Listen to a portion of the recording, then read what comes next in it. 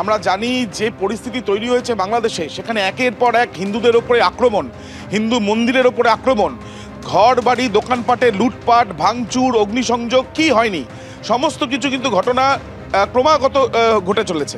কিন্তু সেগুলো থামানোর কোনো রকমই উদ্যোগ পুলিশ বা সেনা যারা রয়েছে তাদেরকে কিন্তু দেখা যায়নি এখনো পর্যন্ত।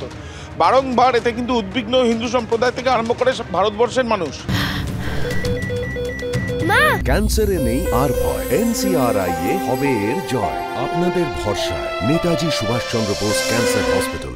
কিন্তু যেটা জানা যাচ্ছে যে শেখ হাসিনার তার বাংলাদেশ ছাড়ার পরে এই প্রথম ভারতবর্ষের সঙ্গে বাংলাদেশের কূটনৈতিক পর্যায়ে এক প্রথম বৈঠক বলা যায়। তার কারণ ভারতের বিদেশ সচিবের সঙ্গে বাংলাদেশের বিদেশ সচিবের আগামীকাল এই যে মিটিং, সেই মিটিং অত্যন্ত গুরুত্বপূর্ণ। এই ধরনের ঘটনা যেগুলো ঘটে চলেছে ক্রমাগত, সেটা কি থামানো যাবে এই মিটিংয়ের পর, বা কোনো রকম একটা সুরাহা হবে?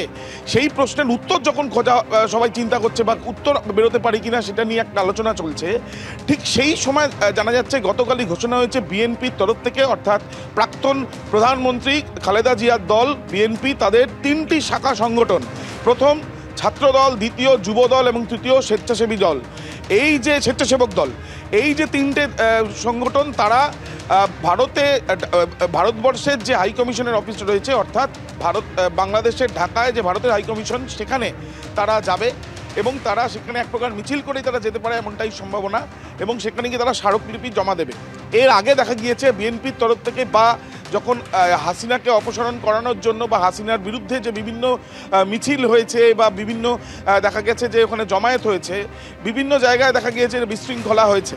তাহলে এই যে ভারতবর্ষের যে হাই কমিশনের অফিস রয়েছে, ভারতের যে হাই কমিশনের অফিস রয়েছে ঢাকাতে, সেখানে এই মিছিল করে তারা গেলে, বা সেখানে তারা জমায়েত করে গেলে, সেখানে বিশৃঙ্খলা হবে না তো? এবং কোনোরকমভাবে এই বৈঠক যেটা আগামীকাল হওয়ার কথা আছে, সেই বৈঠকের আগে এই ধরনের কর্মসূচির ঘোষণাই বা কেন? এই নিয়ে কিন্তু একটা প্রশ্ন উঠছে।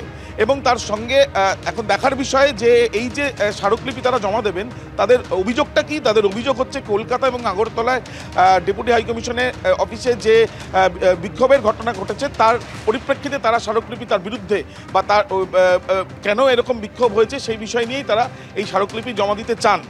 যদিও আমরা দেখছি যে ভারতবর্ষের সঙ্গে সম্পর্কের উন্নতি, বা ভারতবর্ষের সঙ্গে সম্পর্ক রাখার কথা, বা স্বাভাবিকভাবে যাতে থাকুক, এই বিষয়টা অনেকেই বলছেন বাংলাদেশের যারা এখন নেতৃত্বে রয়েছেন। কিন্তু সেই জায়গা থেকে দাঁড়িয়ে এই বৈঠককে সুষ্ঠুভাবে যাতে বৈঠকটা হয়, সেটা কথা না চিন্তা করে দেখা যাচ্ছে বিএনপির তরফ থেকে এই যে 3টে দল, তাদের যে শাখা সংগঠন, তারা যে যাবে, সেটা অত্যন্ত তাৎপর্যপূর্ণ।